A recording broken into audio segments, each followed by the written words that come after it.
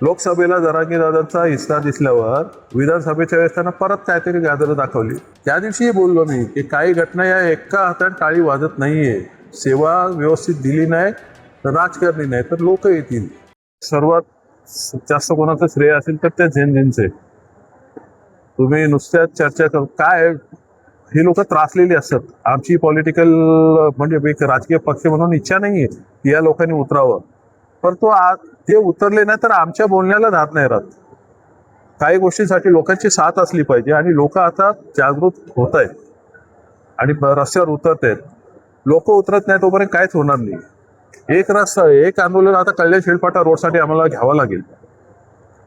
खड्डे किंवा बाकीच्या गोष्टी या काहीच नाही. यांना फक्त बर्थडे दिसतो, खड्डे काय नाही. बर्थडे कसे मनवायचे एवढं दिसतं. दादा पाटील ज्या पद्धतीने लढले किंवा उपोषण केली, आम्ही स्वतः त्यांना समर्थन केलेले.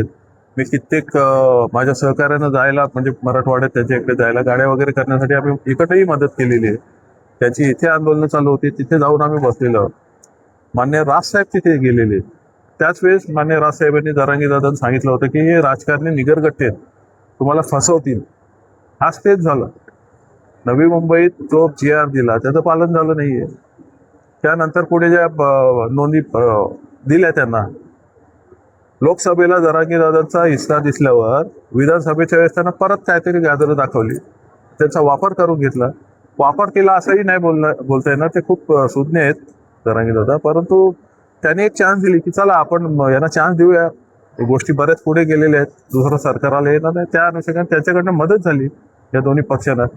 आणि आता मान्य राजसाहेब बोलले तेच दिसून येते. त्याच्यावर सुनावण्या चालू आहेत, तारखा पडतात. का आम्ही काय बोलणार?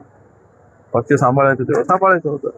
दुसरी गोष्ट अशी आहे, आता भावनच जरांगे यांनी देखील आमच्या सहकार्याने आम्हाला विनंती आहे, सूचना केली की एक पक्षाचं मोठं कार्यालय बनवायला पाहिजे. बोलू बनवू आपण, आपला मेहनतीचा पैसा आहे.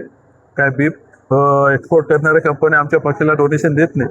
त्या अनुषंगाने बोललो आमच्या पद्धतीने आम्ही बनवा. त्यांना एक दिलासा दिला. डॉक्टर असेल तो बहुतेक नीट वगैरे असे पेपर लीक घेऊन पास झालेले डॉक्टर असेल. काय बोलायचं नाही, बोललो तर अंगाशी येते. त्या दिवशीही बोललो मी की काही घटना या एका हाताने टाळी वाजत नाहीये. सेवा व्यवस्थित दिली नाही तर राजकारणी नाही तर लोक येतील. कुठेतरी तुम्ही चांगले एक सेवा द्यायला पाहिजे.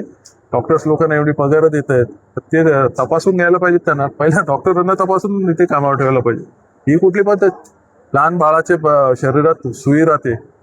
त्यामुळे अशा गोष्टी चुकीच्या चाललेल्या आहेत. आणि त्या निदर्शनास आणून देण्यासाठी किंवा त्याच्यावर वचक ठेवण्यासाठी एक आरोग्य सेवा क्वालिटी गुणवत्ता सुधारण्यासाठी ही आमची वैद्यकीय टीम बनवलेली. ह्या अशा युवकांना माझं एकच सांगणे, आणि त्यांना पटलेले बऱ्याचशा युवकांना, की नुसता फेसबुक किंवा नुसते लाईक्स किंवा रील बनवून काही होत नाही. तर तुम्ही जर ह्या प्रक्रियेचा भाग झाला नाहीत तर हे राजकारणीच सगळ्या गोष्टी ठरवत आहेत. तुम्ही काय खायचं, कुठे जायचं, काय फिरायचं, काय हवा घ्यायची, कुठलं पाणी प्यायचं. आणि जर या गोष्टी राजकारणात तर ठरत असतील तर सकारात्मक राजकारणात तरुणांनी यायला पाहिजे. आणि ती कुठेतरी पोरांना जाण झाली आहे या, आणि त्या अनुषंगाने ते येत आहेत. अर्थातच आमचा पक्ष मनसे हा तरुणांचा पक्ष आहे आणि त्यामुळे जास्तीत जास्त ओढा.